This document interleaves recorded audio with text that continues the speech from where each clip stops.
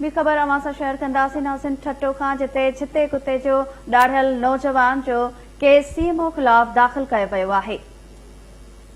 इन जा वधीक तफ़सील मालूम कंदासीं। असां सां गॾु टेलीफोन लाइन ते मौजूद आहे ठटे मां KTN न्यूज़ जो रिपोर्टर महबूब बिरोही। जी महबूब।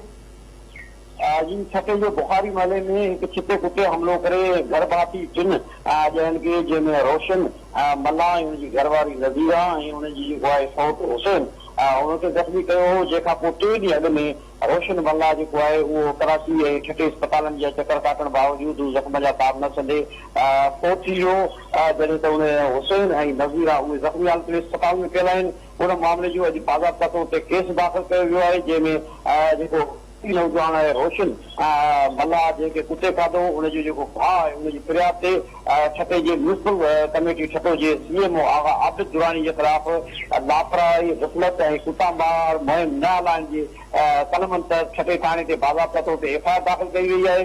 पुलिस जी दावा आहे त जेको FIR दाख़िल करण खां पोइ CMO जी गिरफ़्तारी लाइ छापाया पिया वञनि, जॾहिं त इतला आहिनि त अहिड़ो केस दाख़िल थियण खां पोइ म्यूनिसिपल कमेटी छठे जी जेको अहम इंतज़ाम संभालींदा जेको CMO आहे चीफ ऑफिसर आगा आबिद दुरानी, उहो रूपोश थी वियो आहे, गिरफ़्तार न थी सघियो आहे, हथ थी न सघियो आहे। जॾहिं त छठे शहर समेत ज़िले में रोलू कुतनि जो आज़ार जेको मुख़्तलिफ़ वक़्तनि ते वधंदो रहियो आहे ऐं हिक ई ख़ानदान में हिक ई घर में हमलो करे छिते कुते हिक औरत समेत 3 ॼणनि खे ज़ख़्मी कयो हो, जंहिंमां हिकु ॼणो रोशन मल्ला उहो फोत थी वियो, जॾहिं त संदसि जेको सौट आहे हुसैन उनजी हालत अञा ताईं ॻणती जोगी आहे। जी ठीकु आहे महबूब बिरोही, अपडेट करण लाइ तव्हांजी वॾी महिरबानी।